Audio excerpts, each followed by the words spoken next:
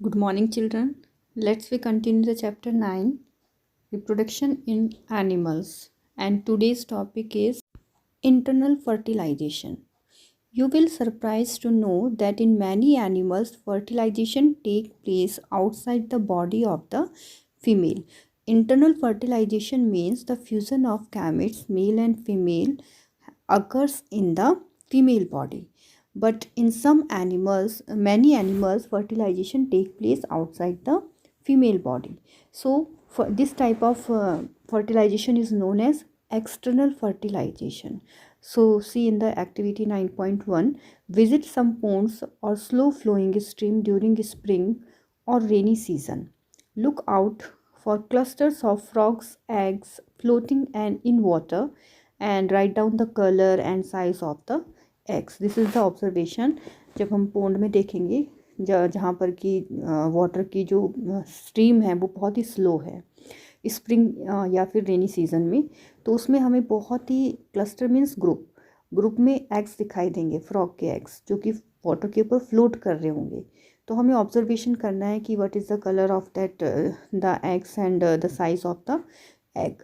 During spring or rainy season, frogs and toads move to ponds and slow flowing stream. तो rainy season के time या फिर during spring frog और toad जो होते हैं वो पोंड के अंदर या फिर जहाँ पर पानी की स्ट्रीम कम है, फ्लो कम है, वहाँ पर वो एक दूसरे के नज़दीक आते हैं. When the male and female come together in water, the female lays hundreds of eggs. जब मेल और फीमेल एक दूसरे के कांटेक्ट में आते हैं तो फीमेल बहुत सारे हंड्रेड्स एग्स को ले करती है. Unlike hen's egg, frog's egg is not covered by a shell and it is comparatively very delicate. जैसे कि हैन के एग में जो फ्रॉग का एग है वो कवर नहीं रहता है शेल के अंदर. जैसे हैन का एग के आउटर कवरिंग क्या होती है, शेल होती है, लेकिन फ्रॉग के एग में ऐसी शेल नहीं होती है और इसका जो आउटर कवरिंग है वो काफ़ी डेलिकेट होती है. अ लेयर ऑफ, डेलिकेट मतलब सॉफ्ट होती है. A layer of jelly holds the eggs together and provides protection to the eggs. और जितने भी एग्स हैं वो सारे के सारे एक जेली लाइक सब्सटेंस से एक दूसरे से होल्ड होते हैं, सेपरेट नहीं होते, एक दूसरे से जुड़े हुए रहते हैं जेली लाइक सब्सटेंस से. और जो ये जेली लाइक सब्सटेंस उसको प्रोटेक्शन प्रोवाइड करता है एग्स को. As the eggs are laid the male deposit sperms over them. जैसे ही एग ले होते हैं पानी के अंदर, मेल अपने स्पर्म्स को उनके ऊपर डिपॉजिट कर देता है, वहाँ पर रिलीज़ कर देता है. Each sperm swim randomly in water with the help of its long tail. Sperm अपने टेल की हेल्प से रैंडमली यहाँ वहाँ पानी के अंदर स्विम करते हैं. And the sperm come in contact with the eggs. और स्पर्म जब एग के कॉन्टेक्ट में आ जाते हैं, दिस रिजल्ट इन फर्टिलाइजेशन. तो ऑब्वियसली इसमें फर्टिलाइजेशन होता है. इट मीन्स जो मेल एग है, गैमिट है, वो फीमेल गैमिट से फ्यूज़ हो जाता है. This type of fertilization in which the fusion of a male and a female gamete takes place outside the body of the female is called external fertilization. तो इस type के fertilisation को जिसमें mail और female gamete का fusion body female की body से बाहर हो रहा है, इस टाइप की फर्टिलाइजेशन को बोला जाता है external fertilisation.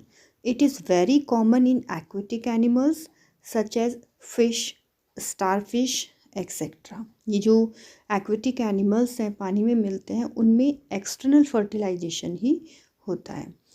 Now development of embryo. Fertilisation results in the formation of zygote which begin to develop into an embryo. As I already told you that how the development of embryo happens. So after fertilization a new cell is formed, that is zygote, and it begins to develop into the embryo. इसमें divisions होते हैं और एक single cell zygote से embryo का development होता है. The zygote divides repeatedly to give rise to a ball of cells. The cells then begin to form groups that develop into different tissues and organs of the body. Zygote जो कि single cell है, इसमें divisions होते हैं और division होने के बाद एक बॉल एक बॉल टाइप का स्ट्रक्चर जिसमें बहुत सारी सेल्स होती हैं, इस टाइप का स्ट्रक्चर डेवलप हो जाता है। और इसी सेल के अंदर फिर से डेवलपमेंट होता है, टिश्यूज़ बनते हैं, ऑर्गन्स बनते हैं बॉडी के, and this development structure is known as embryo. और इसी स्ट्रक्चर को कहा जाता है embryo. The embryo gets embedded in the wall of the uterus for further development. ये एम्ब्रियो यूट्रस की वॉल में एम्बेडेड हो जाता है, वहाँ पे अटैच हो जाता है और इसमें डिविजन्स यानी कि डेवलपमेंट स्टार्ट हो जाता है। The embryo continue to develop in the uterus. Embryo continue develop होता है यूट्रस के अंदर। It gradually develops body parts such as hands, legs, head, eyes, ears etcetera. ये सारे बॉडी पार्ट्स शो होने शुरू हो जाते हैं, दिखाई देने लग जाते हैं। And the stage of the embryo in which all the body parts can be identify is called a foetus. तो एम्ब्रियो की इस स्टेज में जिसमें सारे बॉडी पार्ट्स ह्यूमन के या फिर जिस भी एनिमल के जो एम्ब्रियो से डेवलप हुआ है, उसमें डेवलपमेंट होने के बाद जो भी बॉडी पार्ट्स डेवलप होकर दिखाई देने लग जाते हैं, इस स्ट्रक्चर को बोला जाता है, इस आइडेंटिफाइड स्ट्रक्चर को कहा जाता है फॉइटस।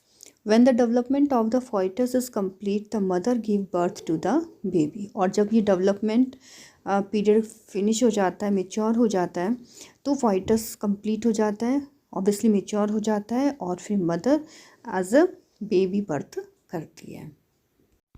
Internal fertilisation take place in hens also. Hen में भी होता है internal fertilisation, but do hens give birth to babies like human beings and cows. क्या हैंड के अंदर बेबीज़ जैसे कि ह्यूमन बेबी ह्यूमंस के होते हैं, जैसे काउस के होते हैं, बेबीज़ को बर्थ करते हैं? तो हैंड्स में ऐसा नहीं होता। हैंड्स में एग ले करती हैं। Soon after fertilization, the zygote divides repeatedly and travel down the oviduct.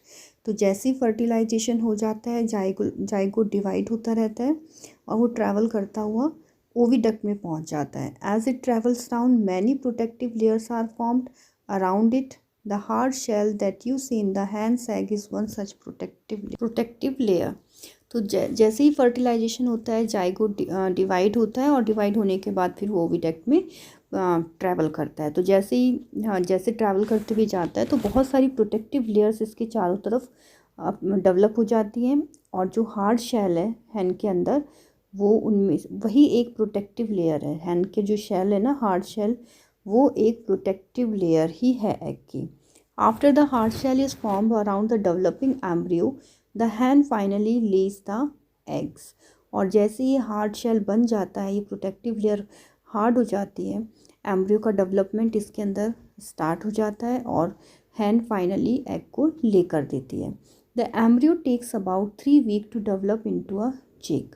तो एम्ब्रियो को डेवलप होने के लिए, चिक में कन्वर्ट होने के लिए, डेवलपमेंट होने के लिए 3 वीक्स लगते हैं।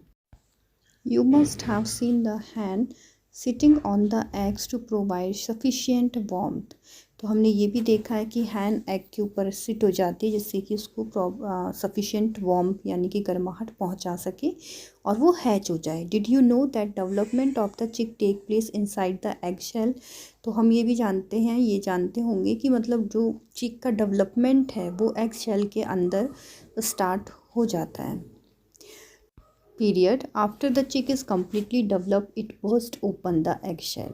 तो जैसे ही चिक का कम्प्लीटली डेवलपमेंट हो जाता है, उसकी एग शेल बर्स्ट हो जाती है, ओपन हो जाती है, चिक निकल के आता है। In animals which undergo external fertilisation, development of the embryo takes place outside the female body. Animals जिनके अंदर एक्सटर्नल फर्टिलाइजेशन होता है, एम्ब्रियो का डेवलपमेंट फीमेल बॉडी के बाहर होता है। The embryos continues to grow within their egg covering. After the embryos develop the egg hatch. तो जैसे ही एम्ब्रियोज कंटिन्यू रहता है, ग्रो करता रहता है, एग की कवरिंग जो है उसके अंदर ही अंदर डेवलपमेंट होता रहता है। और जब एम्ब्रियो का डेवलप हो जाता है तो एग हैच हो जाता है। हैच मतलब टूट जाता है और उसमें से फिर जिस भी एनिमल का है वो छोटा सा उसका बेबी निकल के आता है। You must have seen numerous tadpoles swimming in ponds and streams. तो हमने tadpole भी देखे हैं बहुत सारे जो pond और stream के अंदर swim करते रहते हैं. Now viviparous and oviparous animals. We have learned that some animals give birth to young ones while some animals lay eggs which later develop into young ones. And the animals which give birth to young one are called viviparous animals. Those animals which lay eggs are called oviparous animals. हम ये पढ़ चुके हैं कि कुछ animals जो हैं baby को बर्थ करते हैं और कुछ एनिमल्स ऐसे हैं जो एग को ले करते हैं. तो जो एनिमल्स बेबी को बर्थ करते हैं, यंग वन को बर्थ करते हैं, उन एनिमल्स को कहा जाता है विविपेरियस एनिमल्स. और जो एनिमल्स एग ले करते हैं उन्हें कहा जाता है oviparous animals. So here is an activity to collect the following eggs of following organism: frog, lizard, butterfly or moth, hen and crow or any other bird. Were you able to collect eggs of all of them? And इसमें से क्या मतलब collect कर सकते हैं आप या नहीं कर सकते हैं.